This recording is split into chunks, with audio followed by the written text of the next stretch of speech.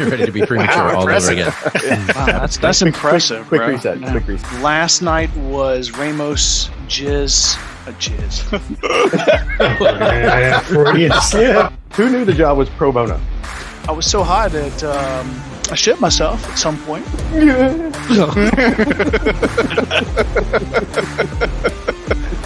Okay, get still here. Somebody, everybody mute. Goddamn you. My SEAL Team 6 with the SEAL Team 12.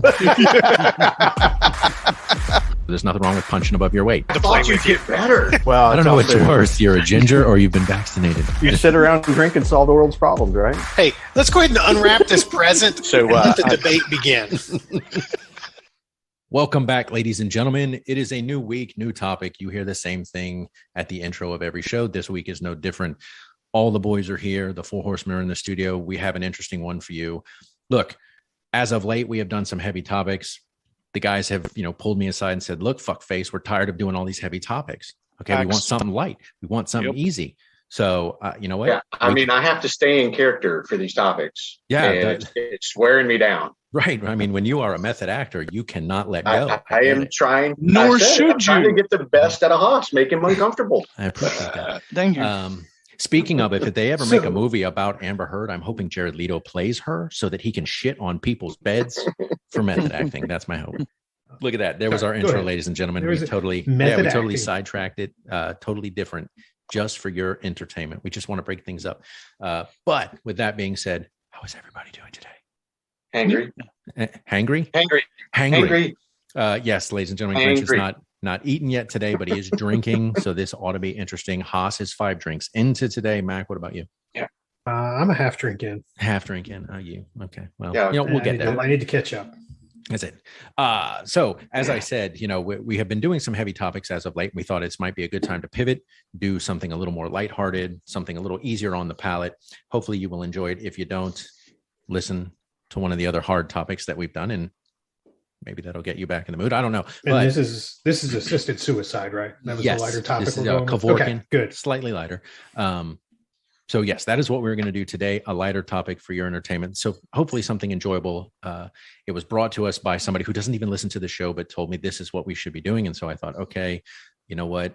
I'm married to you. I should probably listen to you, take your advice, and I will do this topic. And see, I knew this was too good of an idea to have come from you. So. No. So this topic is going to be brought to us by my gracious wife, who allows me to continue to sleep in the bed and hasn't shit in it yet, thankfully. Yet. The dogs might take that. That bar is very, very high. Wait till the dogs get older and become incontinent. You'll be fine. You'll be covered. I may get there first. Who knows?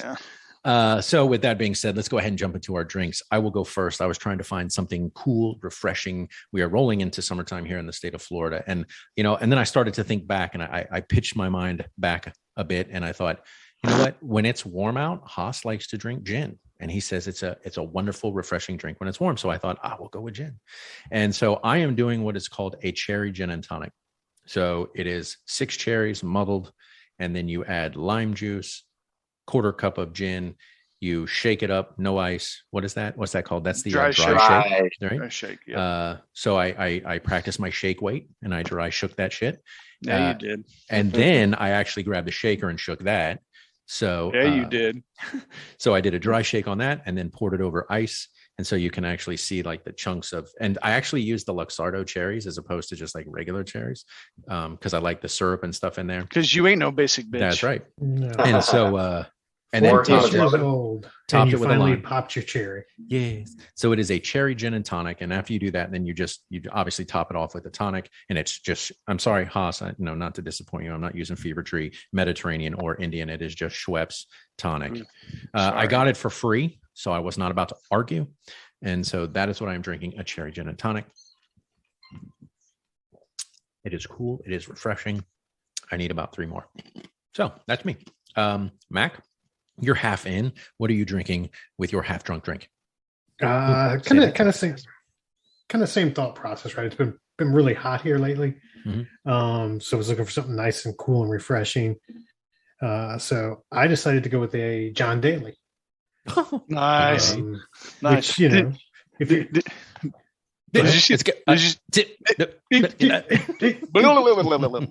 ooh, that I'm a little moist. Balls. What was your question, Haas? Go, Haas. There was a meme of him. Go, Haas. It's your birthday. From the tournament he played. He was playing in the PGA this weekend, yeah. And they counted how many. He had something like 12 packs of M&Ms, peanut M&Ms. Oh, like 7 cigarettes, 15 Diet Cokes. Like they listen, and I mean, he just looks like a bear of a man. You know. Have you seen him lately? Because he's growing out the beard now. I think. Yes. Kind of, it has something to do with recognition for prostate cancer, which he was diagnosed with. But yeah, he looks like like he's probably in a motorcycle club on the weekend. Nice. Except like it's all running the motorcycle club. Yeah, nice. Yeah. So I'm sorry, your drink. It's a John Daly. Which is what? It's an Arnold Palmer with what vodka. The fuck? Okay, because I'm like that means nothing to me. I don't know. It's tea, lemonade, and vodka. Gotcha. And that's because that's the way John Daly rolls. And do you have a packet of peanut M&Ms? Some cigarettes? I actually was going to purchase some the other day. We were at Costco, but they sell them in like the big, huge thing. Okay. And it was on sale. What's that? What's the problem with that? Nothing except the fact that I'm putting on weight, not losing weight. And you're right. Smart big ass thing of peanut M&Ms would not end well. They would have been gone by today, probably. So, got a John Daly. It's pretty good though. Okay. Vodka. So it's an Arnold Palmer with vodka. Okay, I'll give that a shot. Tito's vodka. Sweet. All right, Grinch, before your hangriness takes over, because that look on your face when you turn back around, like you are even more pissed off. Yeah, that was us finding out that, like, despite the fact the guy was on the way, the order ended up getting canceled. And so now we have nothing on the way. So I'm so confused. I'm just, I'm arcing past it now to where I'm just like, it's become comical. Good, and funny. Whatever. I don't take 5 minutes and run up to Chick-fil-A. Oh, wait a minute, you can't do that. Rub that in while you're at it. You could go to Popeyes. Is open. No, it's not. There's not one around here. That doesn't mean it's not open. That doesn't mean it's not open. It's not open for me. Fair enough. All right. So all right, whatever. I'm drinking. You have no food. So what are you drinking for lunch? I am drinking an Aperol margarita. Okay. So it's tequila, Aperol, lime juice, almond syrup or orgeat, which I use the orgeat, and you can garnish with like tagine, or you can go with some salt, and then I put a little lime wheel, not wedge, on the glass. So there we are. Pretty good. Did you make this, or did I made it? Okay, I'm just asking. Now I made it in my angry state of like beating the shit out of it. Oh, so you shake weight that too? Okay. Oh, both hands. Mm-hmm. Look at you getting in there, getting the work done. And it's a Aperol margarita. Margarita. Okay. There you go. All right. How many of those are you going to drink if food doesn't show up? As many as it takes. Well, we'll see. Fair enough. All right, Haas, you are 5 in. Are they 5 of the same? Yep. Okay. So what 5 drinks have you drunk today? Whiskey sours. Ooh. It is the wife. It's the wife's birthday weekend. We started on Friday. Happy birthday, wife's birthday weekend. Yeah. Friday night was mojito night. Last night was Ramos Jizz. Freudian slip. I'm like, was it? Who is he? It wasn't even Friday night. Ramos Jizz. What was it in? You're branching out to Saturday nights now. My God, yeah. What's the movie Swingers when the pizza guy's at the door? Yeah. He's like, "Is he pretty?" Or whatever he's saying. Oh, fuck. Yeah. Is that Sergio Ramos Jizz? What was that? No, the Ramos Gin Fizz. That's what we had yesterday. Ramos Jizz Fizz. Okay. Yeah, something like that. Yeah. Big vigorously. That's another good slip up, by the way. Always when I have pregame. That's going in the intro. That's going in the intro. Ramos Jizz. Yeah. I drank mojitos. I drank Ramos Jizz. Yeah. And today, what are you doing? Whiskey sours. Whiskey sours. We met Mrs. Haas's best friend for brunch, and we did basically a drinking brunch. There was lots and lots of whiskey sours. fortunately we went to a new place, and one of my favorite bartenders from the pub around the corner moved to this new spot, and she saw me and we locked eyes, and I went, and she knows my drinks. So of course they show up, and the guy that's with us like takes this first sip and he's like, whoa. And I'm like, yeah, I know. Need to rinse out Ramos's jizz. Yeah, this is gonna be a good day. Yeah. So what kind of whiskey? This is Buffalo Trace. Buffalo Trace. Okay. What was the whiskey? Was that what you drank when you were out too? Same Buffalo Maker's Trace? Mark. Okay. Mm-hmm. Gotcha. And tequila and gin, guys? Aviation gin. Okay.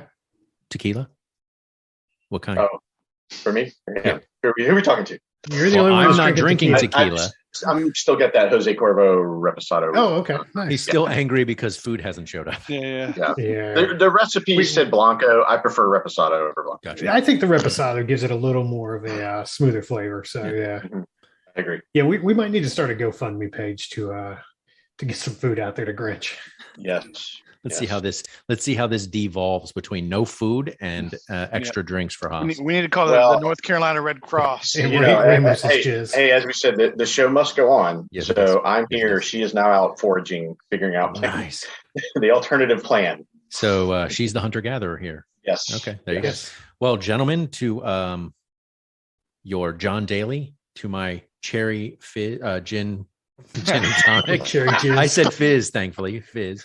To your Ramos jizz, whiskey sour, and to your Aperol margarita, I say cheers, gentlemen. At least we were able to get through the drinks in one piece. Cheers.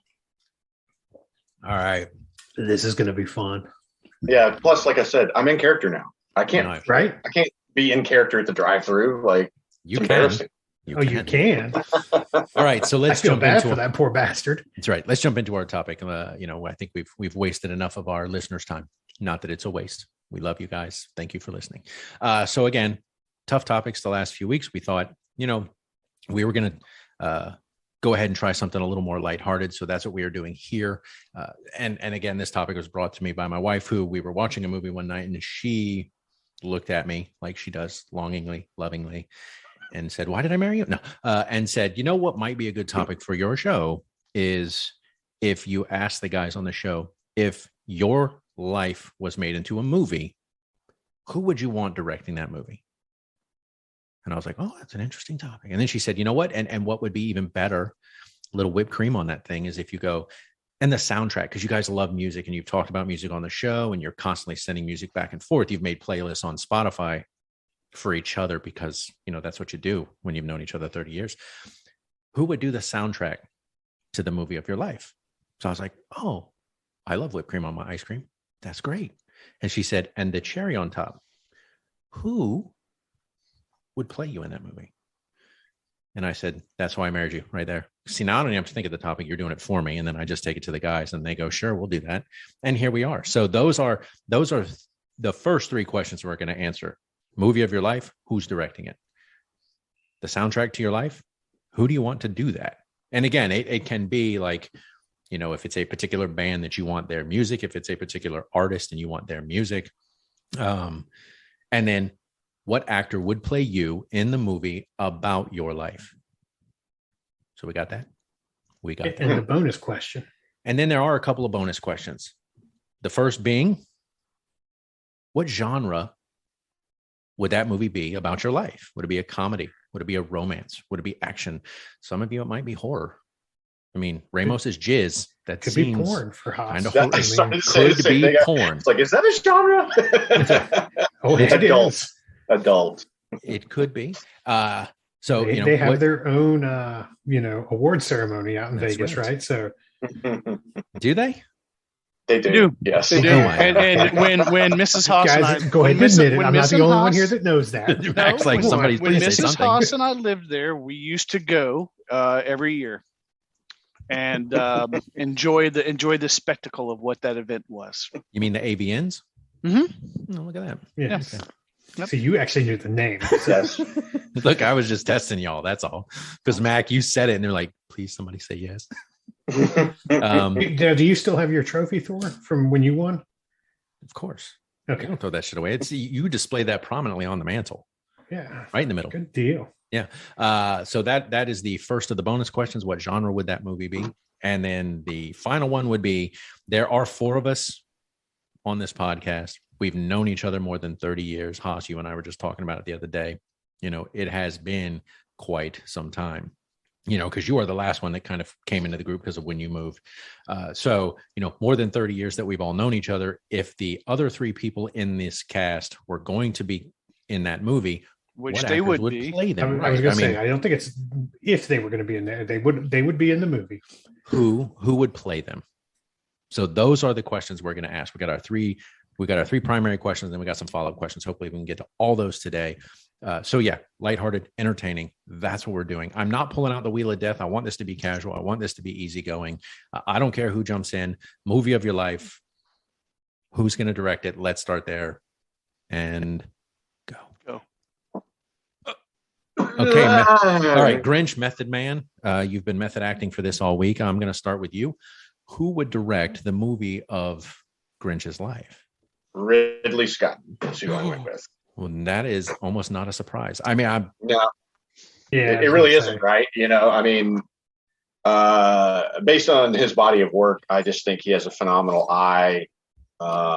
He is very intelligent with working in kind of deeper themes that he's conveying, in addition to the fact he's just done some phenomenal work and, kicked off Alien.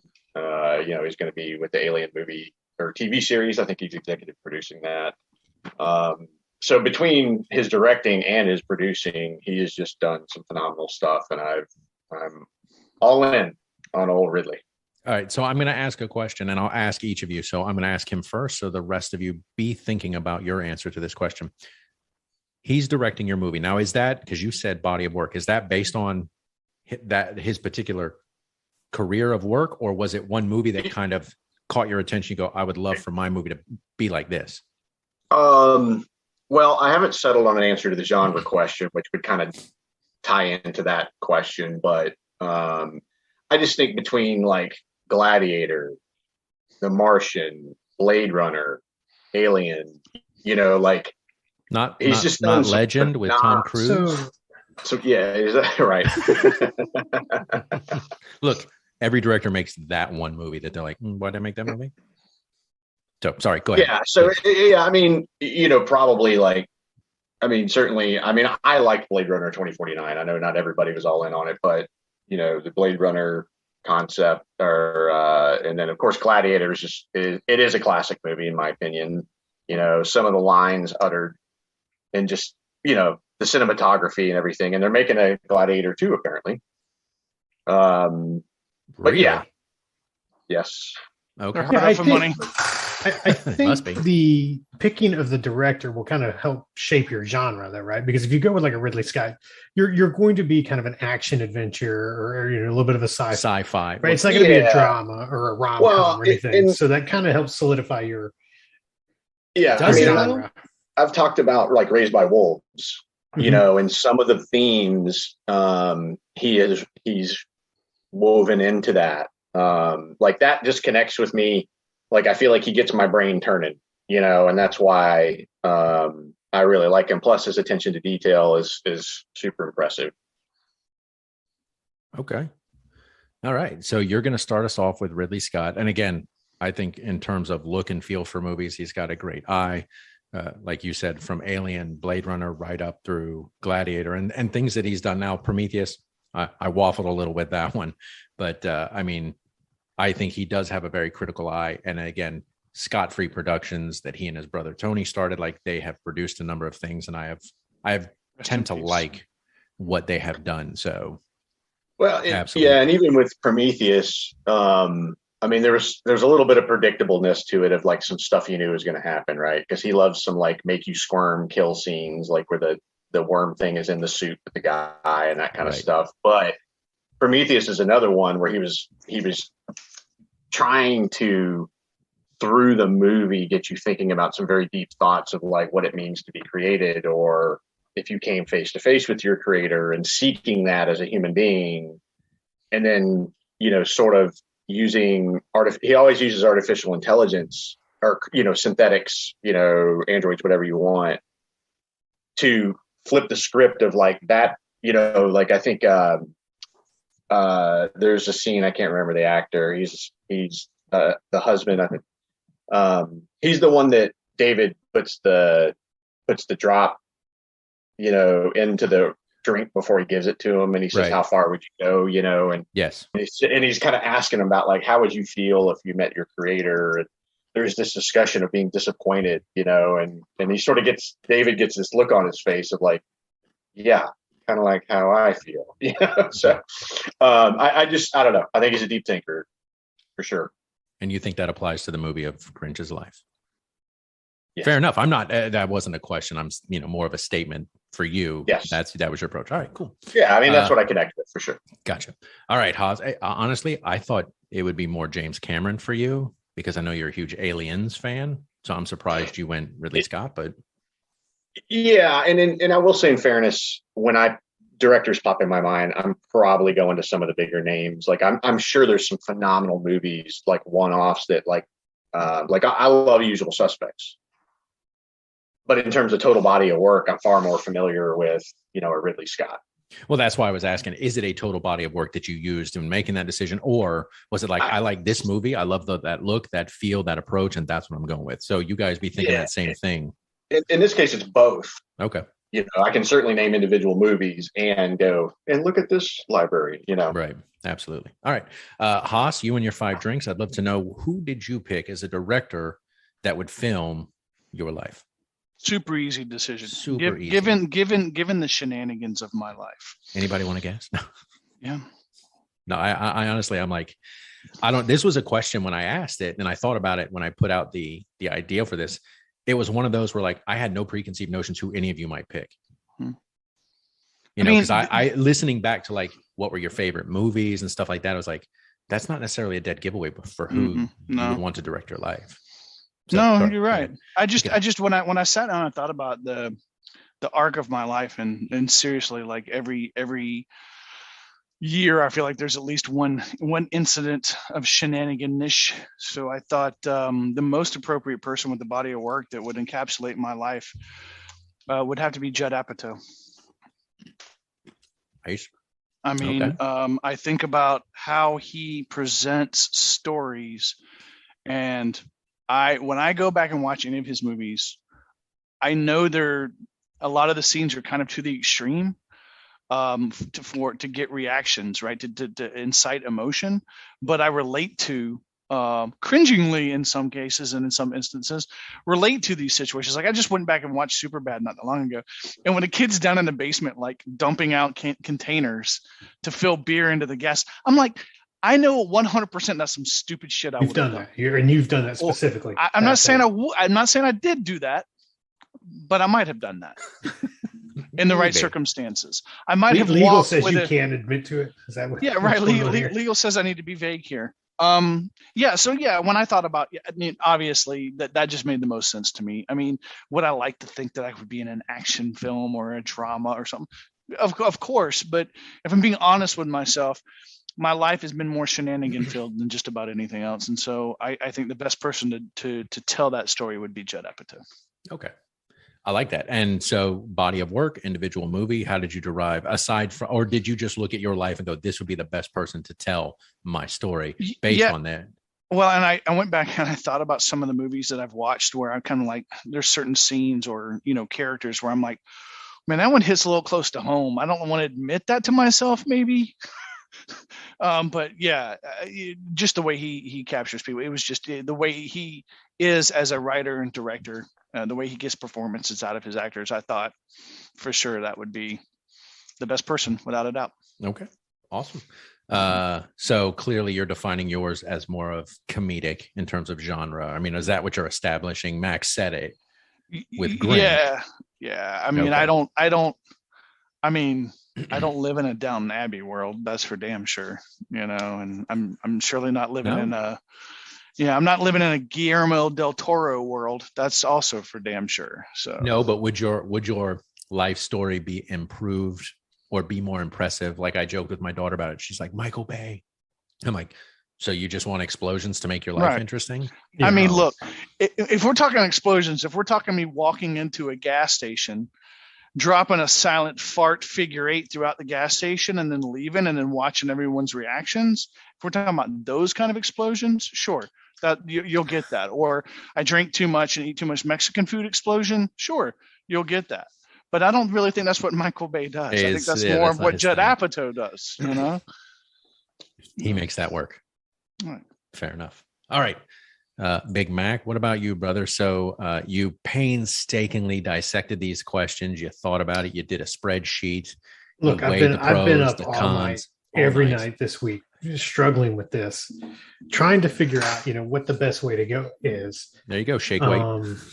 And I wish that lid would come off. I wish that lid that would be hysterical. And you take that right in the face. That would be a Judd Apatow moment.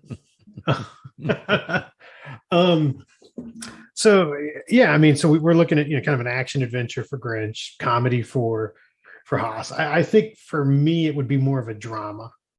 I feel like that would probably encapsulate my life a little bit more. So when I look at that, I think of like a Francis Ford Coppola. Heavy hitter. Look at you.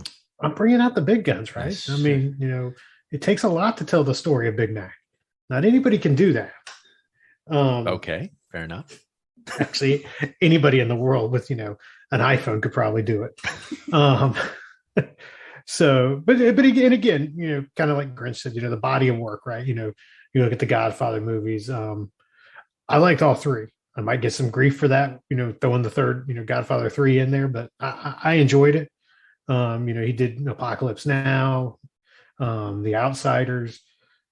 So he's got a pretty good handle on kind of doing that dramatic.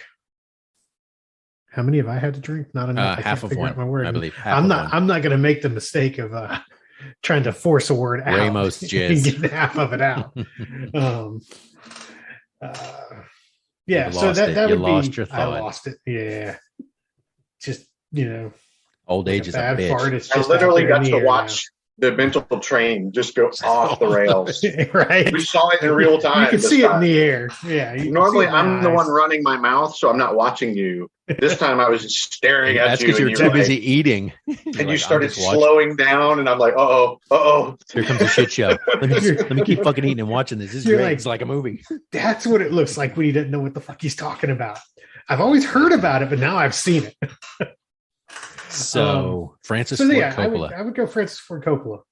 Okay. I think that would be, and again, just, I like his body of work. So, to be around him and pick his brain and talk to him, I think would be a good opportunity as well. Why the fuck do I got to follow him?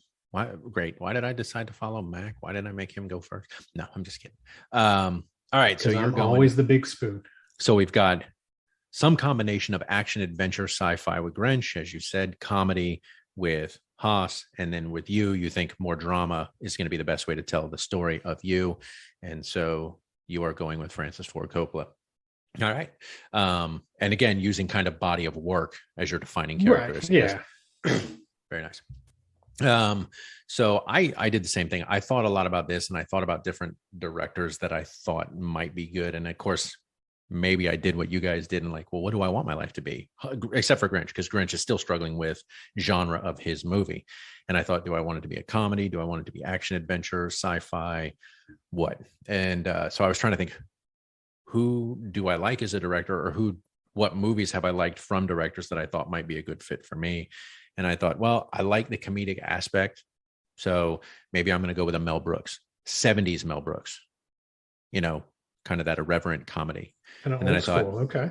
And then I thought, I don't know, maybe not. Maybe there's something else. Maybe I want to go more fantastical, because I think it's probably going to be comedy, because I enjoy comedy in that way in terms of my life. And some things you just got to look at and laugh at, as we talked about before the recording this past week. It's almost with Grinch's food, like you almost arc over that being pissed off about certain things, and it just becomes funny. Like that you're having to deal with this shit, something else again, and it never seems to stop. So I started thinking about that, and I was like, okay, well, who do I want to go with? And the individual that I landed on was not somebody that I thought organically that I would have landed on, but the movies that they have done through body of work have been kind of fantasy based in terms of their approach to the visual aspect. of the story.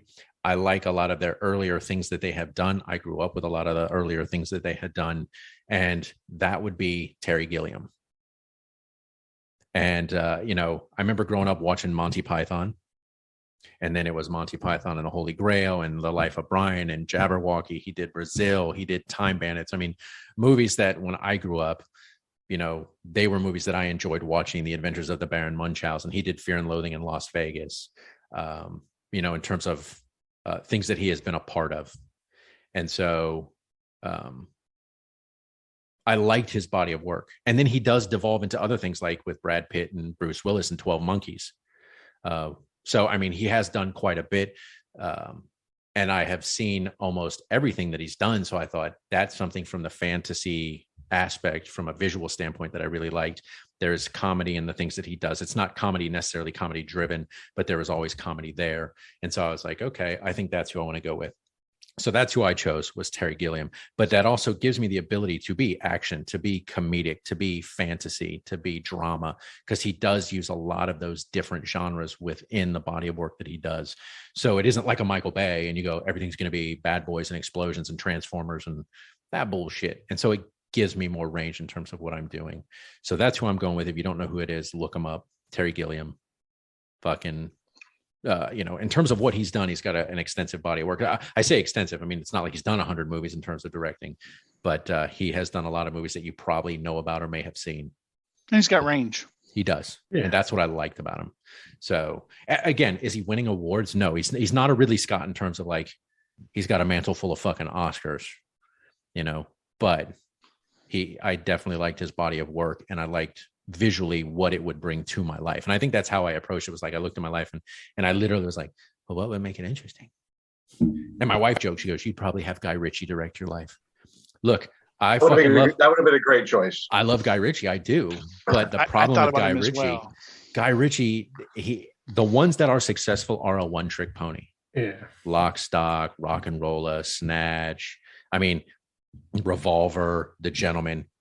Great movies in terms of their flow and the ensemble cast and the dynamic, but and I think that's why people like it, because it tends to, what you're getting into, until he does some shit like Sherlock Holmes, and then you're going, wait, what? Dude, stick to what you know. It's what you're good at. Or what was the other one? King Arthur. I mean, I liked the movie. It actually was well done. I liked the movie, but it's because I think he tried to put that Lock, Stock, that Snatch, that modern spin on the classic movie. And so I think it worked, but because that's what we were watching was The Gentleman, his latest, The Gentleman. And she was like, is that who you would have? Or would it be Quentin Tarantino or David Fincher? Like all these modern directors. And I'm like, I don't know.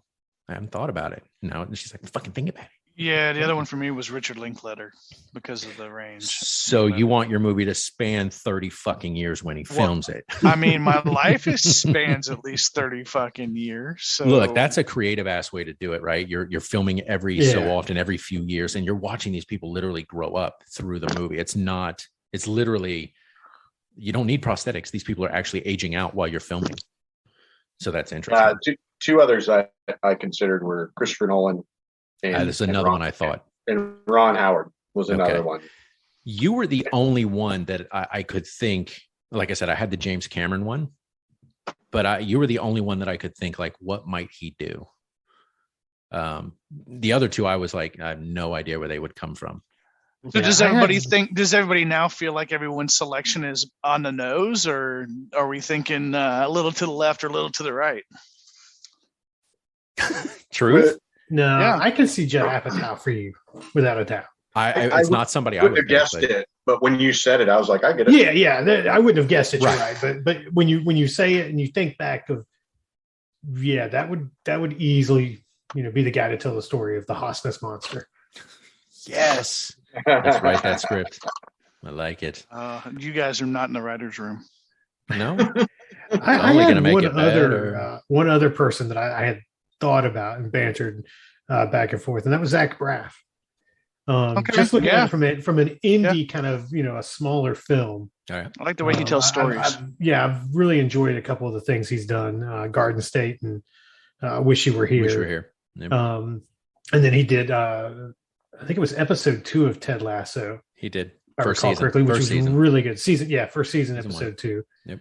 Which was a really good episode, I thought. So that was somebody else I had kind of tossed back and forth, but I went with Coppola. Okay. Yeah, I kind of feel like you guys all nailed it. The one name that kind of kept coming to my mind for one of you was Rob Reiner. Comedy. Who? I kind of thought either Mac or Thor. Rob Reiner what might be appropriate. When it comes to Grinch, I kind of thought of more gritty action stuff. So I'm not gonna lie, there might have been a Michael Bay element, to part of Grinch's life that I would have thought would have been appropriate. He's just so lamely over the top. Sure. Yeah. But that's part of the fun, but you man. know what you're getting, Come on, right? bro. Come on, bro. You That's as the much as turn-off. you as much as anybody loves just cramming some popcorn and some sweets in your mouth and just enjoying letting go. I hate the Transformers movies. I thought Pearl Harbor was awful. Like I I'm like not saying every make an movie's action been- I'm movie not or a saying every romance movie's movie. been a Don't do home run. both. I'm just saying the He- guy does have a flair. Well, he's who created what we jokingly call the rule of 3 goes. Okay. Because you're serious when you say go 3 times. Yeah. If you just tell another person go, they're like, I don't think they mean it. But if you go, go, you're like, that's legit. We're going. Emphasis, Time to go. You know? I would say if I had to pick Grinch, if you were to put a gun to my head, I would think director Clint Eastwood. All right. There's got some good ones. Yeah. I could see him directing your life. Yeah, Gran he's got some Torino. Gran Torino, where you sit on the porch, you're a crotchety old fucking dude. See, I was You don't want thinking that's your neighborhood to exactly where you were change. going with it. Yelling at kids to get off his lawn. No, I get that. I get that. Throwing old busted controllers at him. Yeah, I mean, Spielberg's another one that has quite a bit, to draw from that you could connect. I mean, Saving Private Ryan, was incredible.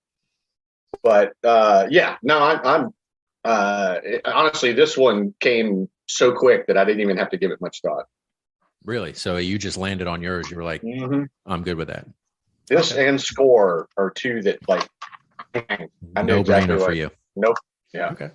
Oh, well, speaking of, thank you for the segue. Let's go ahead as you shovel in whatever it is. What are you eating, by the way? Yeah. Oh, I'm sorry. Do you need a drink? Yeah. Can we? All right, ladies and Because I don't gentlemen, want we're to miss gonna. any of this stuff. So Sorry about that. Exactly. Ladies and gentlemen, we're going to take a quick break. Ramos jizz. Bait. We're going to take a quick break Yeah, bait. while we refresh our Yes. drinks, and we will be back momentarily. I'm So gonna go ahead and refresh hit my drink with a bait. hit the restroom, hit the concession stand, Masturbate. grab some more popcorn, maybe a soda, and then return to your seats, and we will be back shortly. Thank you. Meanwhile, or a few moments later, So what are you eating? Zaxby's. actually, Oh, It's okay. good shit, man. God damn, I miss some of that food. One of the reasons I've lost weight is because there ain't no good shit like that here. That's a plus, though. Fuck. Yeah, that and the walking. So much walking and bicycling. Keep it up. You guys will appreciate this. My next door neighbor, his girlfriend is out of town for the weekend, so we're like, hey, you want to hang out? We kind of wanted to go like bicycling and go like do a picnic down at the Danube, and he's like, yeah, I know a perfect spot. We're biking, and there's the old Danube and the new Danube. So we go past the new Danube to go over to the old Danube, and it's like we're like driving in like this little small village. I feel like all of a sudden, and then we turn off sharply into this like little like closed off area where there's enough for maybe like 100 150 like groups of people, whereas the other Danubes, that shit goes for like ever. Like you can look down straight and just see people partying balls for like miles. And we roll up in there and we cast our blanket, we sit down, and he just smiles at me and like gives me a nod, and I look around, everybody's topless. Did you not notice that? Boobies for Nice. no, because because here's the thing. I was As a focused on pale- not dying on the bike. Well, as a pale person, I was focused on finding a shaded spot because otherwise I was going to be miserable, right? Of Because I course. told him I told him my one prerequisite was find a place we can go to where there's good shade, because I am of a complexion where I need it. Like it's not a want, it's a need. I'll Like if I'm going die. to enjoy my right, I need it. So so we put out the blanket. We put all the weights on the corners. We start pulling out the charcuterie stuff, right? And we start popping beers. I start making cocktails, right? He's brought a thing for music. He puts on some music. We got some shit going. We're settling down, and Cass is still over there fiddling with the bikes or whatever. He sits down and he just points at me and winks and nods, and I'm like, why is he pointing and nodding me? And then I look around and I'm like, oh, well, all righty then. And I mean, those are boobs, and those are boobs, and those are boobs. So many. And it's funny. Cass said to me, she goes, I forgot how much I loved looking at boobs. I mean, because they come in all shapes and sizes, and they're all just lovely. When you're when in Rome, do as the Romans did. Well, and I didn't know this, and so Adam, our neighbor, he came back for dinner, and we watched Oh Brother, Where Art Thou? And he was saying, he goes, I don't know if you guys know this, but Austria has more nude beaches per capita than anywhere else in the world. I was like, I did not know that, but yeah. In a landlocked country. Yeah. Well, and he was saying, he's funny because, he's about this big around. I mean, seriously, my arm is the size of his leg. He got some short fucking legs. Yeah, he's a time, but yeah. So he was saying, when it's this time of year when it starts getting hot, he gets excited because he knows he can go hang out by the river and drink some beers and then just enjoy the scenery. And we were, because I'm telling you, I don't know what these people do to stay fit, but good on them. There you go, Daddy likey. Yeah. All right, you missed it, Mac. Hot saw boobies. Boobies for days and lots of boobies for days. But he was looking in the mirror. Were they on a woman? They were on Ramos. Two of my favorite things. Ramos and Jizz. All right, Mac, you got your drink? You're good? I'm good. Let's make this happen. All right, ladies and gentlemen, we are back. I hope you've got your concessions. You're sitting in your seat. You're parked and ready to go. Let's continue this magic train ride. So we covered all of the directors that would direct the movie of our lives, our respective lives. And now we are moving on to soundtrack, which I can tell, just by the look on his face, Grinch is ready to dive into this one. So now, hold on. Yes. How many are we going to allow Grinch to pick here, right? Because we know there'll be the primary, and then there'll be about 15 honorable mentions. I have one. He's got one. He's got it. One to rule them all. But I wanted to tell you about another one I was thinking of. All right, so let's go ahead. Let's go ahead and jump into it. Grinch, go ahead and lead us off. Soundtrack of your life. Hans Zimmer. Han Solo. Got it. Hans Zimmer. Post show. Okay, I think maybe there was. I apologize. This is me. This is my fault.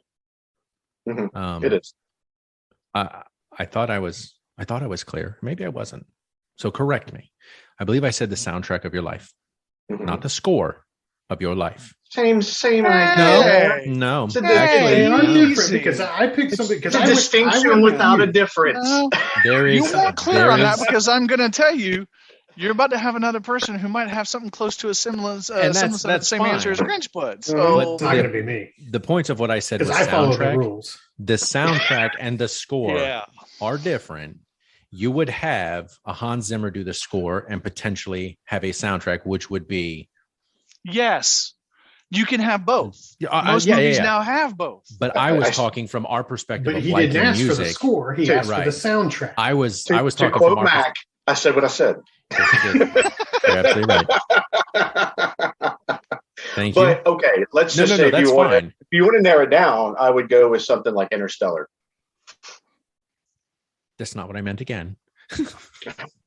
Okay, why do us a favor? Why don't you give us an example here for my spiel? Go around to me. I'll pick mine and show you guys how this is done. Mac, it just stopped on you, brother. Okay, so who would do the soundtrack of your life? Soundtrack or score? Soundtrack. Okay, I'm sorry because I asked for soundtrack. So hold on, soundtrack. Okay, so the track with all the sound on it. Good. I mean, for don't do that because they'll go. A score is sound, so it works. This is track with sound on it. Semantic bullshit going on here. These cocksuckers. This was easier to decide than it was to get out. Apparently,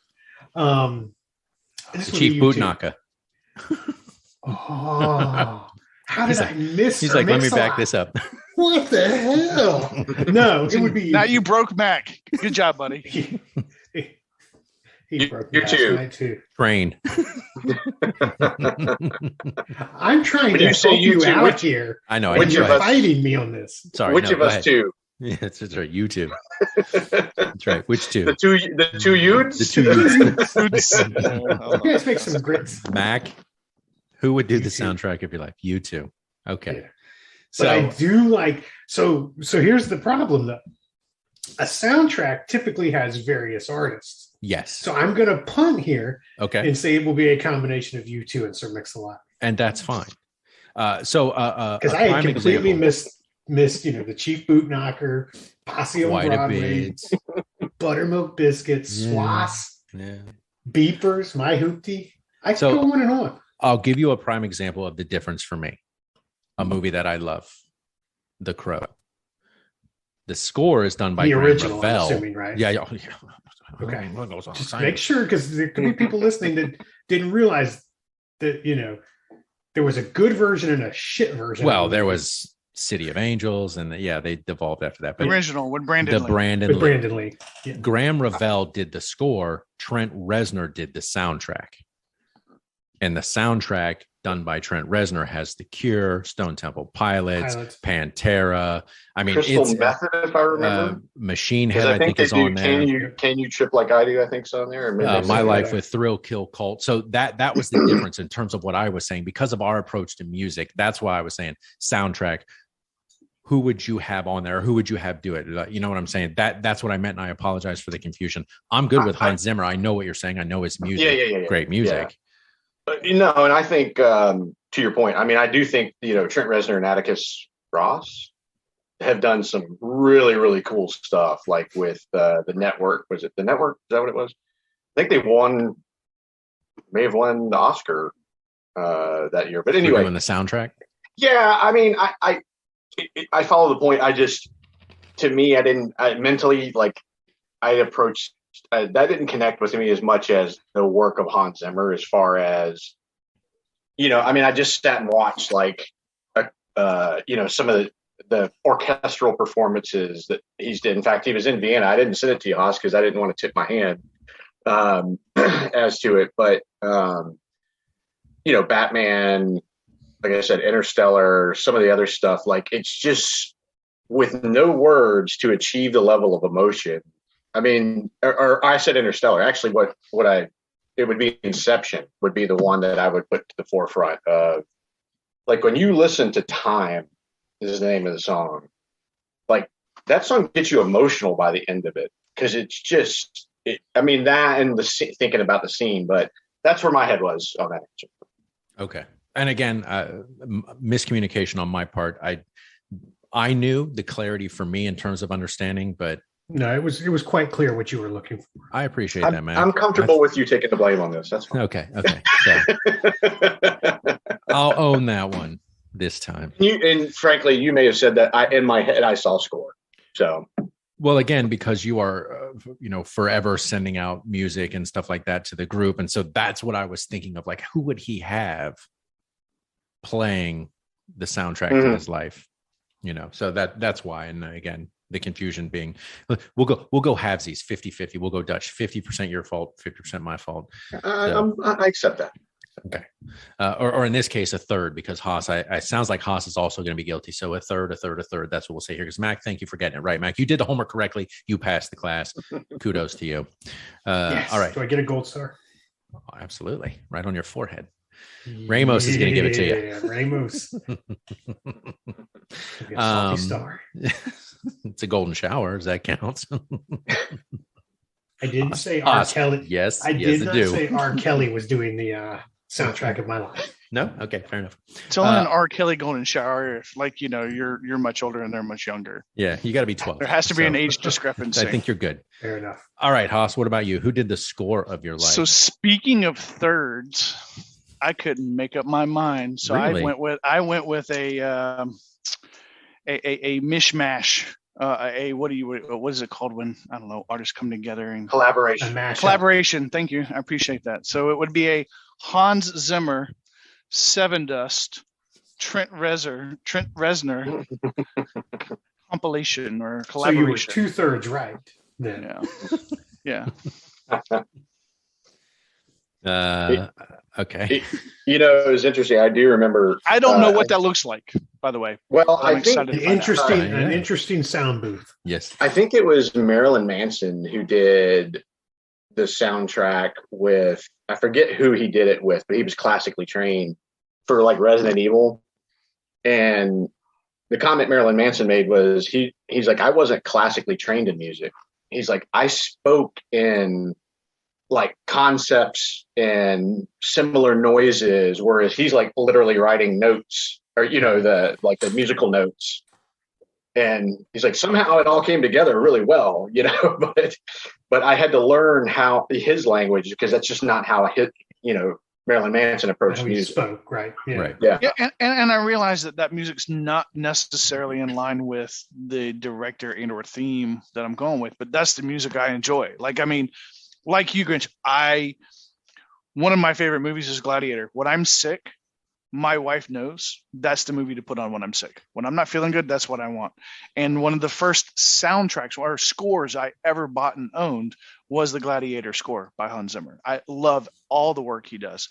And of course, everyone knows that I love Seven Dust. And then I just thought, wouldn't it be cool if you had Trent Reznor in there, like just kind of like bringing his vibe to it Managing the whole thing. Right. I just like that collaboration. I would just be really excited to hear what that sounds like. And again, I guess it's open to interpretation in terms of your approach with Grinch, you picking Hans Zimmer. Look, if that's your choice, that's your choice. And I don't fault anybody for that. I get the Seven Dust reference for you. Absolutely. Because you have been a fan and loved them for so long. Just like with Mac, U2 just seems like a no-brainer, and probably who I would have picked for you in terms of the soundtrack of your life. So I guess we will finish with me. And I like how Grinch was like, I knew with my life, this is who it's going to be right away. And then you still got it wrong because that's not that's a score. But that's right. Yeah, you did. You fucking own that shit, man. I know who yours is going to be. You know who mine's going to be? Mm-hmm. Do you? Mm-hmm. Write it in the chat. All right, hold on. You say it and I'll hit enter at the same time. Okay. So I thought about who would do the score of my life. And of course I thought about the movies, and I thought about the music, and I thought about my life. And really, I even thought about the kind of the four of us, because I know one of that bonus question was like, those people being in your lives. And so I tried to think critically about how I wanted to approach it and what I thought would work for me. And I started to kind of go through all of the music that I liked, all of the music that I've listened to, and how I felt it would fit in. And Haas, you said, would it work with your genre? Right. If in terms of what your genre was. And I thought, Mac said, I'm doing this, Mac, because I can tell you I want to quickly, brother. I was trying to think, is that really relevant? Is the music necessary to the particular genre? And of course, who I've got directing it, I've got multiple genres. So I thought this will work for me.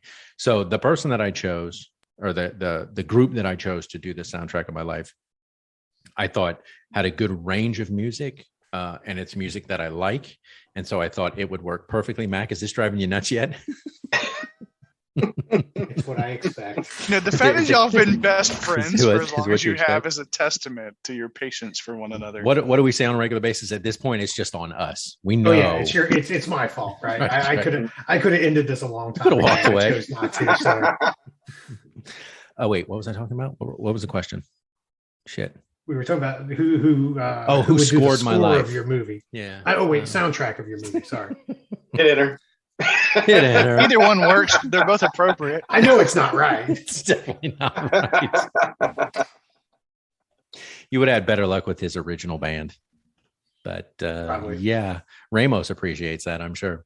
No, so I try to think. I think this is one that I would probably go to just by default in terms of their music and me listening to it for the last 30 plus years.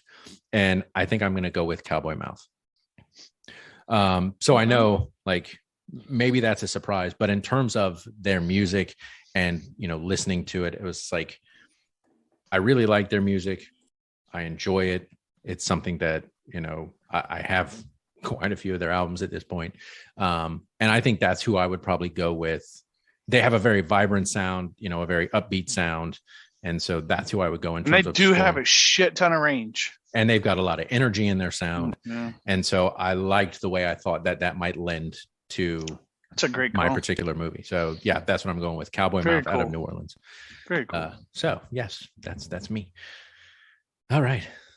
Sorry, long-winded. I was just trying to drag that out for you, Matt, because I know you're just sitting there, finger on the button, I like, I want to hit appreciate her, want to hit her, want to hit her. Anybody surprised except for Hans Zimmer? You like it when I finger you. Finger on the button. No. I mean, it's a band I haven't thought of in a long time, but I know there's a lot of history there of going to see them live and so forth. Absolutely. I wouldn't have been shocked by like a Seven Dust either. The only full circle is like I might go with like a Tool, for a soundtrack. Yeah. Just because again, their songs there's a lot going on with the music, and then there's some that are just straight in your face, like mocking certain concepts and ideas, or like talking about what a shit city LA is, so there's a lot to connect with there. Yeah. So was that for you or for me, you're saying? Oh, I think either, honestly. Yeah, because I was curious if you did have any others. Like, if you take Hans Zimmer out of it. I mean, Metallica, sure. That was another one I weighed. It's an easy one to connect with and say, you just say what you need, and they're going to find a way to create the perfect song for it. Right. And they've got the fast, they've got the slow, they've got a lot of dynamic range in the way they approach music. And so, that was another one. I was going to say, and they did the thing with the symphony, right? So, I mean, they can bring a lot of different options to the table. Haas, I thought about, speaking of Mac, because you just went, Haas, I thought about you and DMB and doing a little Dave Matthews, and I thought maybe that might fit. I don't know in terms of like if you're trying to kind of pigeonhole your music into your genre, that might work better than Seven Dust. But yeah, maybe I just want to give the good old boys of Seven Dust a free paycheck. Hey man, because they've earned it. No one's been doing it longer and better than they have. Well, it's Sunday, except for Metallica. Friday night they were in Daytona. Welcome to Rockville, on the same stage as Ministry. Yeah, just earlier in the day. That would have been an amazing show. Agreed. Probably would have. Yeah, if I was going to go, it would have been to the Friday night lineup, I think, in terms of who was playing. But so okay, there's the soundtrack of our life. Now we know who's doing that. So we're going to move on to, I think, the pinnacle of this particular line of questioning, and that is, who would be the actor that would play us in the movie about us, directed by who we've chosen, and with the score or soundtrack of your choice. So Grinch, of course, we're going to cycle back to you since you started us off. Going to let you jump in with both feet. What actor would play Grinch in the movie about Grinch? Yeah, I actually, this was another one I came to it quick, and then I backed off and then settled into it. But this one is going to be a double answer in the sense that Tom Hanks is the answer to the direct question. Okay. If it took on a different tone of kind of more darker, I think he can do that. But you tend to think of him as more lighthearted, aside from like a Saving Private Ryan, which he was phenomenal. He did the Green Mile too, right? Which was and like I said, this is by no means suggesting he couldn't pull it off, all of it. But Benedict Cumberbatch was the other one that came to mind, and maybe just the recency of having seen him is what I was going to ask that. Yeah, I think he's a phenomenal actor that can do damn near anything, and he does it with an intelligence, and a seriousness, both in the way he carries himself on screen and just his approach to the craft. So, yeah. So if you have to flip a coin, who do you want it to land on? Matt Nicholson. That was good. That was good. Tom Hanks, the answer to the direct question, but if I had to think about it, Benedict Cumberbatch. So who would it be if you had to flip a coin? Mads Mikkelsen. That was good. Didn't miss a fucking beat. But we know that's not true because he doesn't believe in method acting, and you've method all week for this. That's true. So that's a true. Fucking lie. That's true. Yeah.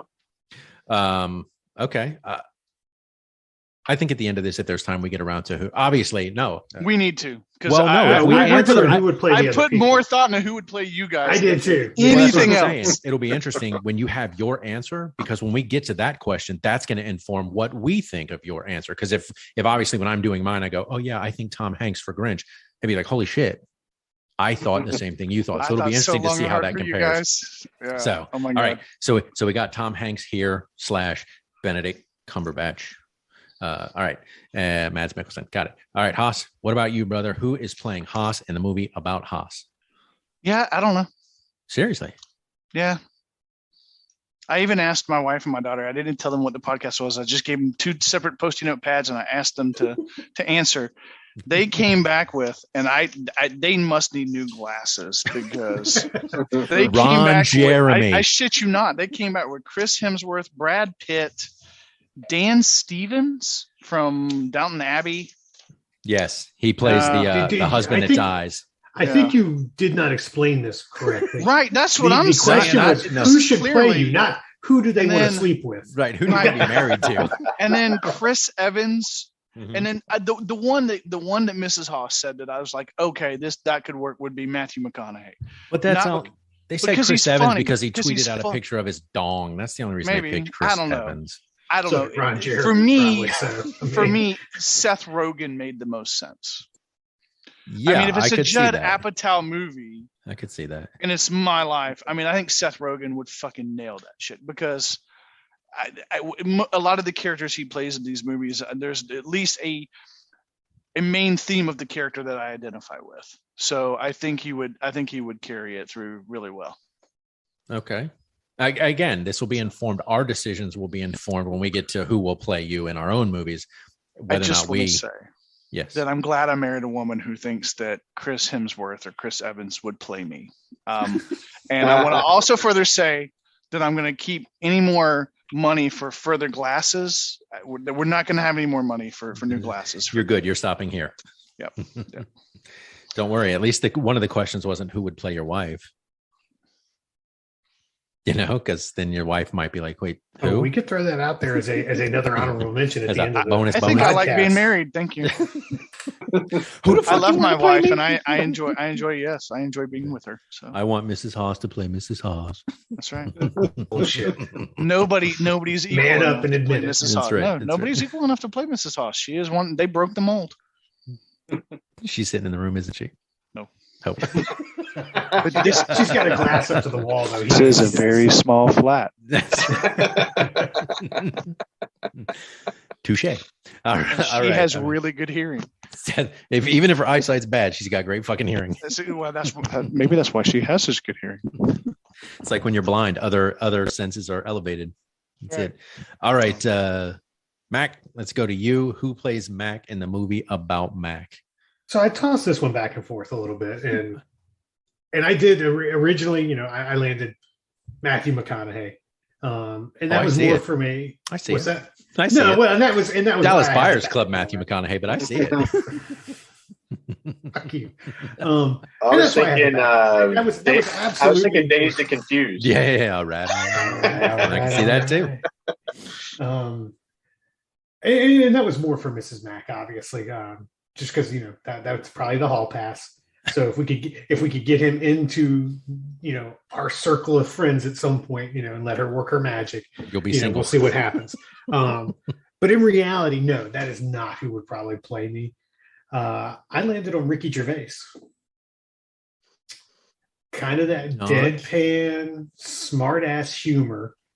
A little more portly, obviously fits my build. So we can go from that standpoint, not a lot of prosthetics. But just, I think the level of humor would probably fall in line with what I like to bring to the table. Correct me if I'm wrong, and I'll tell you that you're wrong. But that's who I picked, and who I landed on was Ricky Gervais. Well, I told you the other day who I thought. Ron Jeremy. Yeah, I know. Chris Farley. Yeah, I know. No, I'm just kidding. I mean, that was an option, right? I mean, but I think I'd like to think I'm not that over the top with the physical comedy. And that's why I went more with Ricky Gervais, right? He was to the extreme. He was without question. Yeah, and without a doubt, a fantastic comic, right? I mean, just willing to do whatever it took to get that laugh, but Mac, not somebody that I thought fit the bill for me. Yeah, between you and me, you and me, and almost 34 years of friendship, you're the John C. Reilly to my Will Ferrell. Okay, I can see that. Why can't I be Will Ferrell? Oh, slow the fuck down. All right. Jeggings alert. All right. So I guess it is to me now. Who would play me in a movie about me? And again, I was thinking in terms of how I approach things, and I think I enjoy the comedy aspect, can do action, isn't bad on the eyes. And so for me personally, I would probably go, and my wife would disagree because she would say probably like you, Haas, like a Chris Hemsworth or some shit. I would go Ryan Reynolds for me. I'm telling you, I've got yours, and everybody can Google this person. Look at pictures, and it is like dead money. Dead money. If Jason Momoa. If Haas and I nail this again, and we're on the same page, I'm gonna laugh. Yep. So I get it. I mean, I like the comedy, and the stuff that he does, the Deadpool and things like that, and tends to be his approach, and it's what works. But that's who I would go with. And like I said, I think from a physical standpoint, though. But see, I'm not necessarily talking physical, and clearly, and that's fine. Haas, Brad Pitt, Matthew McConaughey, Chris Evans, like I can see his wife wasn't thinking in terms about? of the physical nature. I mean, Grinch is a fucking ginger. Tom Hanks is not a ginger, right? But in a movie, they can fat people up. It is funny you say this because another person I thought it was David Spade. You? Sure. Or me? No, me, not you. You sound like me? No. Like what? You're clearly taller than David Spade, so they'd have to put him in lifts. Yeah. Okay, so is that a surprise for anyone? No, I don't know. I didn't see it coming. Ryan Reynolds. Yeah. Mainly my because wife you don't look alike. Yeah, you don't look alike. And again, I don't think it's from a look standpoint. I think that's what you're doing. You're going, okay, look standpoint. I'm trying. Well, but they can make look anybody. standpoint. But hold on. There's an intersection. There's definitely an intersection, and I believe. My wife would tell you. My wife would tell you when we first met. She would say Paul Rudd. That's what my wife would say. That I look like Paul Rudd, and I don't see it, but that's what she was I could see that more than Paul Ryan Rudd. Reynolds. Again, I wasn't looking at it from a standpoint of his looks. Well, but I was looking at just from that though. I mean, like if I look at Ricky Gervais, if I take the looks aside, I think, kind of. I mean, I don't know his personality, but I mean, just from a comedic standpoint, I feel like that's kind of the way I am. A little more deadpan. It's not. Okay, you're not nearly as funny. Now you get and you appreciate his humor. Like if I was looking at you, I would probably say no, it's not time yet. It's not time yet. Okay, fair enough. Don't play load too early. Do you want to tell me where I was wrong, or do you want to wait? Let's wait. We'll get to it. Okay. We'll get to it. That's who I like. And again, you can probably go in any number of directions with any of the four we chose.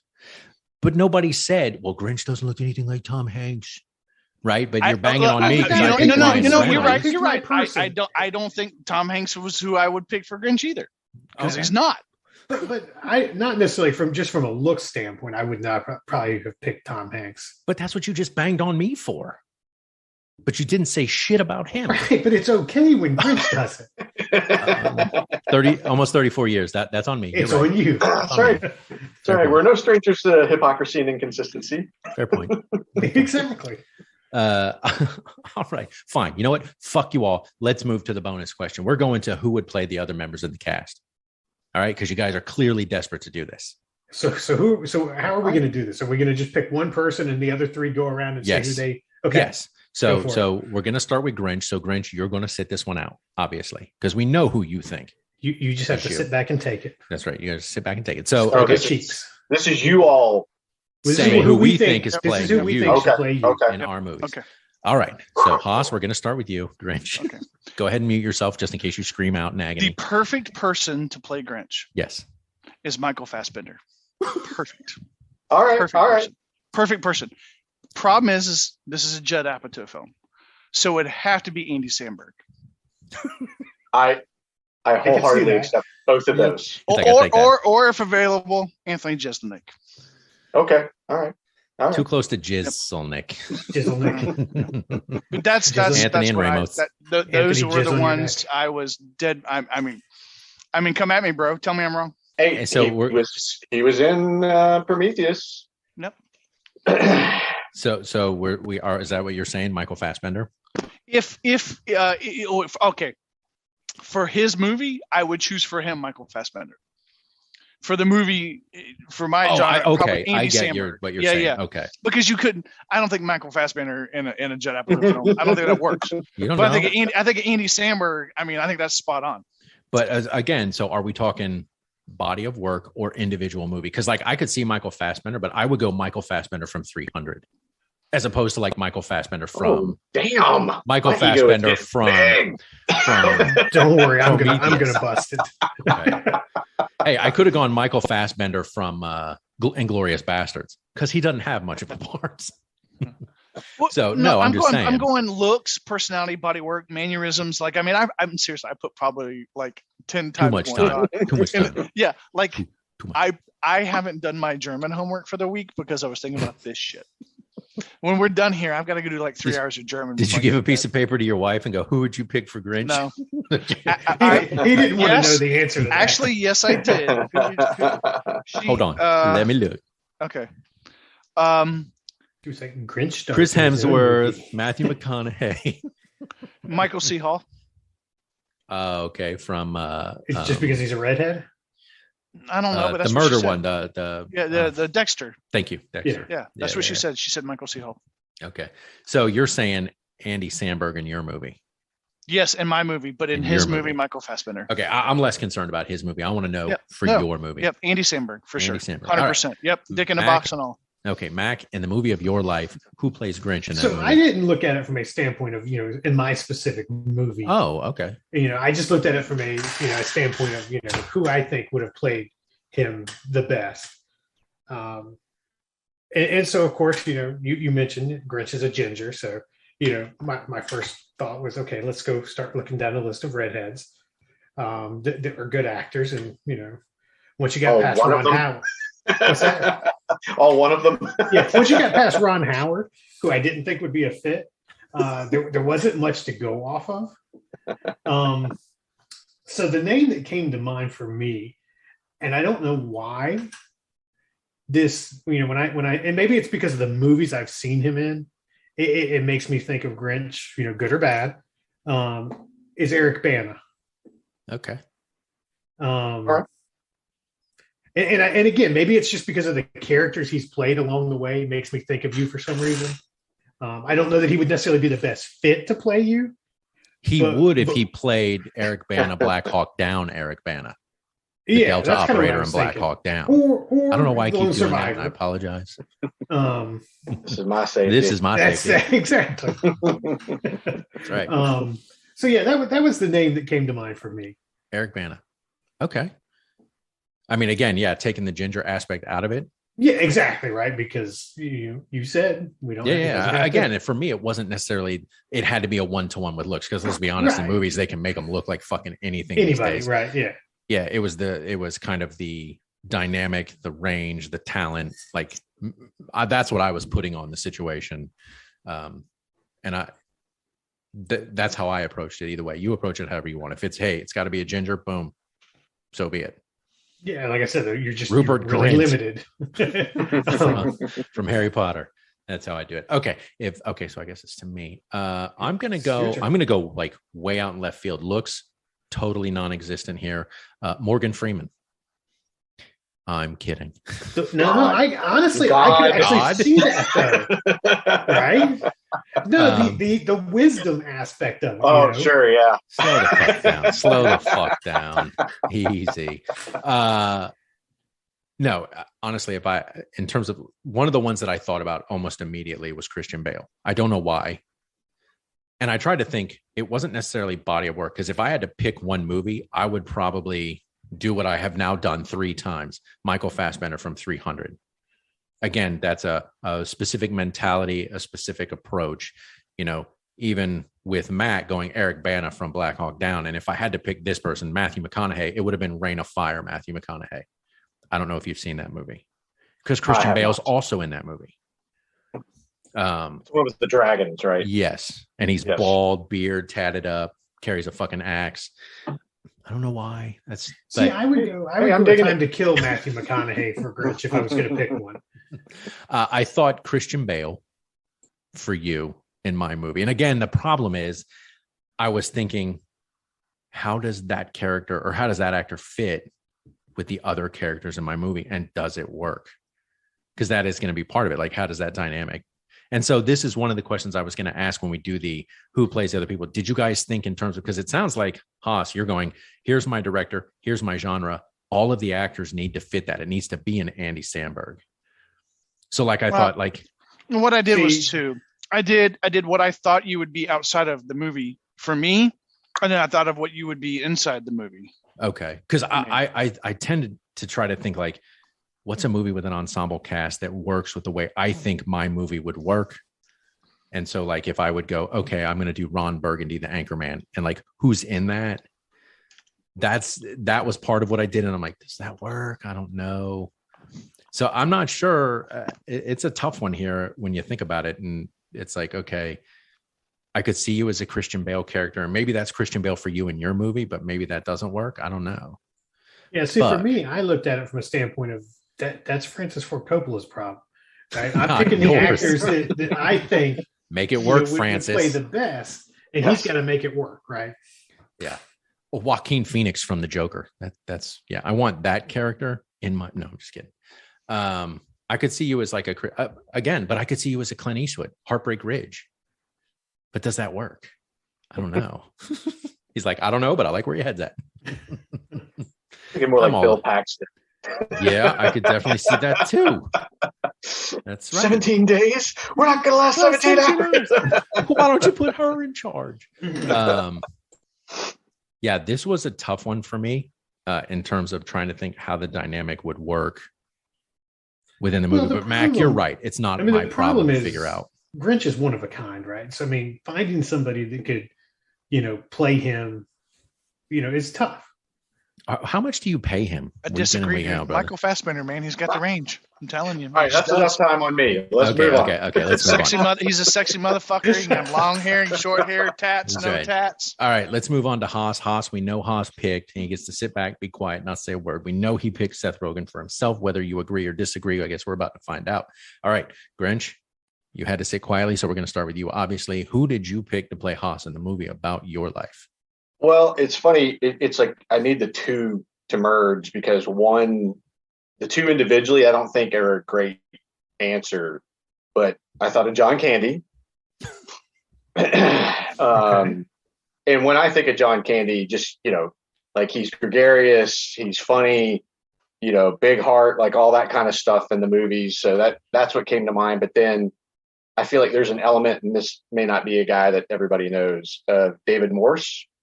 He plays in the Green Mile. Rock. He was in the Green Mile. Yep. So he's a great secondary character in every movie he plays. But it's like a mashup of those two. There's dialing it in when he's like in the Negotiator. We're going in. But then there's I always think of him sense of humor from The Rock. His character in The Rock. And again, Mac, I know you said wow when I said secondary. He is a secondary character in Grinch's movie, though. By default, he's a co-star. That's fair. You got to think. You want somebody. Do you want to really bring somebody in like that's going to overshadow you? There was a key grip that I saw that worked on. Right. All right, there's my answer. That's to quote Scrubs, Zach Braff. Oh my God, I'm a sidekick in my own fantasy. You don't want to end up in that situation, Mac. So I'm just saying. All right, so I could see that John Candy, David Morse, slam them together. Yeah, absolutely. All right, Mac. What about you, brother? Who plays Haas in the movie about your life? I'm going to stick with my original person that I picked for Haas. And I think this person fits the bill from a look standpoint and from, a comedy aspect and an actor aspect. And that would be Seth Rogen. That's exactly who I picked. And I'm not changing that up now at the last minute or anything. That is who I had picked to play Haas in my movie. I don't believe you. I don't give a shit. Okay. So yeah, I just think, like I said, from a look standpoint, I think they're fairly similar, and I think just from a comedic aspect, they have a lot of the same timing and mannerisms. So that's who I went with for Haas. Seth Rogen. Oh, again, maybe doesn't necessarily fit into, the overall script of my life as far as like a drama. But well, that's what I was going to say. Like, but again, if that's but not, you look, you're I not mean, consideration. I don't know if you've seen Pam and Tommy on Hulu. I mean, he played a little more of a dramatic role in that. The dude's got range. Yeah, so he's got some range. It's not just all comedy with James It's Franco. not all jokes and laughs. Yeah. He's got, he can occasionally step away from the marijuana and get serious. There you go. I don't know why you'd want to. I mean, we wouldn't want him to in our movie, obviously, but he can. It's interesting because I guess we'll move to me. Maybe I didn't realize this, Haas, or I was not aware of it until you said it on this episode. I didn't realize, like, when you don't feel good, like one of your favorite movies is Gladiator, because I actually picked Russell Crowe to play you in my movie. Again, I think he's got some good range in terms of comedy, like The Nice Guys in that, so he can do a lot. He's done a lot. And so for me, I would have said Russell Crowe to play you, because I think you got to sell me on that one a little bit more. I don't know that I'm seeing that one. I don't need your approval. Okay? Yeah, you do. You're not. And you know you do. That's the worst part about it. Be careful. Be up all night. Be careful. We haven't gotten to you yet. It. And since we haven't gotten to you, I'd be real fucking careful. Why start now? I would say Russell Crowe. Enough range in terms of action, drama, comedy. I mean, I think he's done enough. I mean, and look, he looks equally as good frumpy as he does skinny. So there you go. I feel that. Yeah. All right. I mean, that's. I guess. Thanks, Mac. I got his approval. Ramos approved it. It's Ramos approved. That's right. Ramos Jizz approved. Text me tonight when you're still up at 2:00 in the morning worried about this. Damn it. Look, John C. Reilly, shut your fucking mouth. I don't understand why Mac didn't approve this. That's right. All right. So there we go. We have the three of us have now picked for Haas. Let's move on to Mac. And it's Thor's turn. It's my turn. I'll go first. I'm skipping. Okay, so we'll go to me, and then we'll finish up with you. I'm just picking on you. All right, then we'll go to Mac. All right, Grinch, we are rolling to Mac. He is going to say nothing for the next few minutes. Who did you pick to play Mac? The one that immediately came to mind was Tom Arnold. Specifically, his character, True Lies. His character in True Lies. That's it popped right in my head. And then I also thought of Danny McBride. Okay. All right. I can see Danny McBride. Like Eastbound and Down, Danny McBride? Yeah, sure. Okay. I'm working on my bass tan. I'm thinking of him like Tropic Thunder. Yeah. La Flama Blanca. Yeah. We're fucking going. Yeah. Right. I could see either one of those. I could absolutely Mother Nature see. Cream in her pants. Right. The role that Tom Arnold played in True Lies, where he's like trying to keep the absolute insanity from happening, and he's like, wait, maybe we should talk about this. Right. I have actually never seen that movie, so I'm gonna have to go watch that. Oh man, really? Go it's actually a solid film. It is. It is a good movie. All right, so I'm going back on mute. Tom Arnold, I like it. Okay, Haas, what about you, brother? Who plays Mac in the movie of your life? In my life, is Jonah Hill. Has to be Jonah Hill. Has to be 100%. So we've got Seth Rogen, Jonah Hill, and Andy Samberg. Right. In Mac's movie, I actually picked Danny McBride. There you sure go. did. I'm growing out a mullet. That's all I know about. That's Bro, what's coming out. I want to see it. I'll pay for that. I'm going to get me a. He's literally got to do nothing but body stand there. No, not flag on it and a big marijuana leaf. Not just mullet. I want you to get the curls. I want the perm, extensions. The full perm. Yeah. I want like a mullet perm deal. That's right. I'm like imagining that scene where they're tied up and he's like yelling at Nick Nolte. Because he grabbed his two hands and they came off. And I want you wearing like a hot pink mesh shirt with a unicorn on it that says "Bring it, bitches." Well, I wear that all the time already, anyway. So Danny McBride, but in your movie, it's Jonah Hill. Yep. Jonah Hill. Okay. Mm-hmm. And then we move on to me. So I'm going to go with this actor. I enjoy the things that he's done as a side character. In Shaun of the Dead, Hot Fuzz, World's End, and that is Nick Frost playing opposite Simon Pegg in those comedic movies. If you don't know who he is, go watch Shaun of the Dead. He was also in Into the Badlands, wasn't he? Yes, he was. in So good in that series. So good in that series. Yeah. Mm-hmm. Mac, do you know who he is? I do. I've seen those movies. Yeah. Okay, So good. I'm surprised nobody got Nick Offerman though. I would have thought somebody might. No, he's got talent. He's got talent. No, it's not just that. Fuck you. I've never seen you in a beard. Never. If Okay. you grow a full beard, maybe you talk. give me an opportunity to change the casting. But until I see, no, sorry. All right. So I'm going with Nick Frost, specifically like my first introduction to him, Shaun of the Dead, 2004, walking around with a shovel, beating shit to death. Yeah.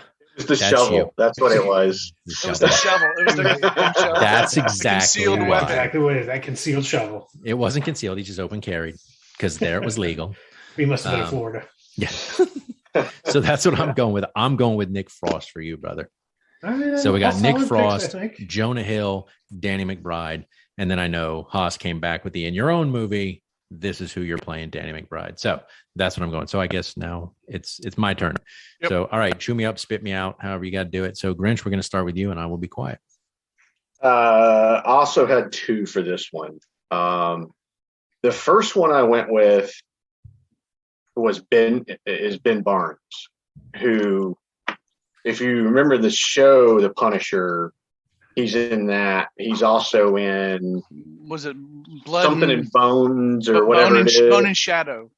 Yeah, he's in that, and he's Shadow and Bone.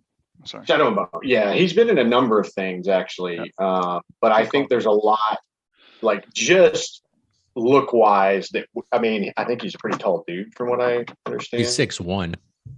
Yeah, I had to look him up because I honestly didn't know the name. Yeah, But when I see him, I know who he is. I just didn't know the name. Yeah, and I'm trying to think. There was he's in Westworld as well. Okay, that's why I know him. Westworld. And then maybe from like a personality wit, I was pulling from Robert Downey Jr. Okay, I would take that. So my mental mashup is those two for you. So what you're saying is for your characters, it's tough for you to just find one person. It is some conglomeration of people that you make work. Okay. I have decision anxiety. Can't do it. This is why you ride the fence. Can't fall one way or the other. Yes. All right. Haas, I'm looking forward to your two choices here. Who do you got for me and then for me in your movie? So in my movie, it's Paul Rudd. 100%. Right. So, I mean, I had to make a point. I mean, everyone had to have comedic ability, right? So it's Paul Rudd. But for you in your movie, it is Joe Manganiello. I can't say it. Manganiello. Yes, thank you. Except he's like 6'5". I don't care that he's 6'5", dude. You guys could be fucking twins. Thank you. Thank you. Isn't he married to Sofia Vergara, whatever. He's fucking funny. Like he's dead serious, like, but he's got deadpan humor, like he's sarcastic. Like, I mean, he was hilarious in that one where he kept getting reset. Yep. I mean, it's the perfect casting. I get it. So what we're saying is in Magic Mike, you've got me, who plays Channing Tatum, probably Grinch, Matthew McConaughey. Obviously, your wife said you should be Matthew McConaughey, Haas. And we just got to figure out Jonah Hill and Magic Mike. No. You can be Farley from the Ship and I don't want to say this. Hey, but look, my wife said boy had some moves, so don't hate on him, okay? Sorry, what were you saying, Haas? I have nothing. Okay. Let's just go. Look, I'll take Manganiello. I'll take that. All right, Mac, who plays me in your movie? This is your chance. Go ahead. This is my chance. Off the top rope. All right. Coming with the people's elbow here. So for me, and this actor in a very specific role is kind of who I picked him for. Okay, so this was not a body of work choice. This was not a body of work choice for me as much as it was for a specific role. And I think, look-wise, you guys fit almost to a T to some extent. You need to grow your beard out just a little bit more. I went with Ryan Hurst, specifically from Sons of Anarchy. Who gets beat to death with a pipe Opie. in prison? Wait a Because that's what I want to do. Wait a minute. After this So whole I debacle. think what I'm trying to say is, You're gonna die, clown. No, he, he was kind of that loyal guy, right? To a fault. When he should have walked in that away show, right? after 34 years. I agree. And I think you fall into that, right? I mean, you're loyal. I think any one of us showed up at your doorstep and said we needed a place to crash, your door would be open. As long as it was just us, it couldn't be with wife and kids. No, Right, or right. grandkids. Because we'd have to get a hotel. Right. Thank you. Thanks. So that's call what back. I went with for playing you in the movie of my life, Ryan Hurst. Again, I'm okay from with that specific, All right. that piece of work. So I got to. Because I don't think you fit him in. What was it? Remember the Titans? Yeah. Who played Gary? Who gets Bertier. crippled and dies? Yeah, no thanks. Yeah, Bertier. Yeah. I'm noticing a theme. Right. They So, break your yeah, legs but- and then crack you in the head with a pipe. That's right. Sorry, what were you saying, Haas? Oh no! I was just some honorable mentions for you Oh, guys. yes, from, please. because I don't know if you guys asked your significant others or kids No. these questions, but I wanted to know, so I asked. I won't say who said what, but George Clooney for you was mentioned a few times. You really need I'm to sorry, invest in Thor. glasses over there. Yeah, Thor for you. George Clooney was mentioned. Grinch, Ed Sheeran was mentioned. Mac Fluffy, the comedian, was mentioned. Gabriel Iglesias. Yes, Gabriel Iglesias. I didn't agree with those, I obviously. guess it's better to be My- fluffy than fluffer. Yeah, So- well, that's true. But I thought those honorable mentions were fun. Look, It's- and again, may or may not agree with the choices, and that's fine. It was really our approach, and again, how you approached it, as with all things that we do, especially when it's our pick'ems, that choice was entirely up to you, and it was either body of work, look, personality, approach. Are they a method actor? Are they not? I think Jared Leto should just play all of us in a movie and just be done. Well, Jared Leto actually was mentioned as you. What? Yeah. Somebody's getting a used condom. Fuck. What wasn't me? I'll just say that. Jesus. So let's go ahead and wrap this up because obviously we have run long. This is going to be interesting to edit. Gentlemen, as always, I appreciate it. We wanted to do a fun one. We have been kind of tied to these kind of heavy topics, and it was time to do a lighthearted one, an easy one, and this was a good one. And you know what? Next week, maybe we'll be back with assisted suicide, as Mac kind of teased out at the beginning. Who knows what we'll do? But listen, week in and week out, just to find out. Come in, have a drink with us, join us. Check out our website at aspiriteddebate.com. Check out all the drinks that we have here. You can drop us a line. All of our episodes there. You can drop us a line. Let us know a topic you'd like us to debate or a drink you'd like us to try. Hit us up at the 4 Horsemen at aspiriteddebate.com. Same thing there. Drop us a line. Topic you'd like us to debate, drink you'd like us to try, or just ask us a question. We definitely don't have a problem answering questions. If there's something you're interested to know, we would love to shed some light on that topic for you. As always, gentlemen, love having you here. Love you guys. Enjoy doing this week in and week out. We will do this again next week. So thank you very much.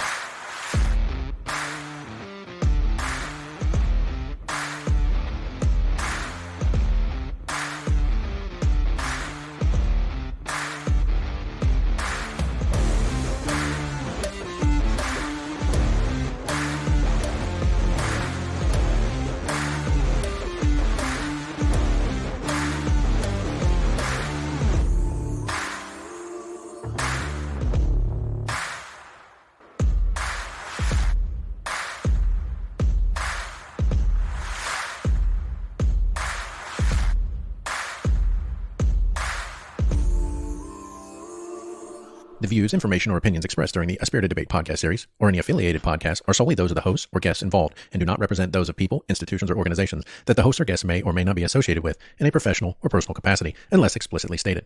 While guests are invited to listen, listeners acknowledge that they are not being provided professional advice from the podcast or its guests. The content within the parameters of A Spirited Debate podcast series or any affiliated podcast are for entertainment and educational purposes only.